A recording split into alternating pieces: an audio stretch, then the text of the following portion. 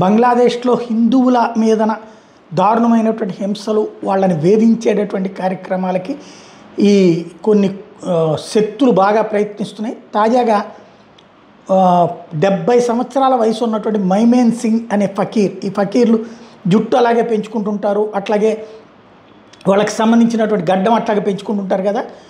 అక్కడ 37 ఏళ్ల నుంచి అట్లాగే జుట్టు పెరిగి ఉంది, గడ్డం పెరిగి ఉంది. అతన్ని బలవంతంగా పట్టుకెళ్ళి గడ్డం చేశారు, అలాగే క్రాఫ్ట్ చేశారు. దీన్ని విజువల్స్ని తీసి మరి సోషల్ మీడియాలో ప్రొజెక్ట్ చేసుకొచ్చారు. హిందూ ఫకీర్లను మేము ఇట్లా మార్చామని.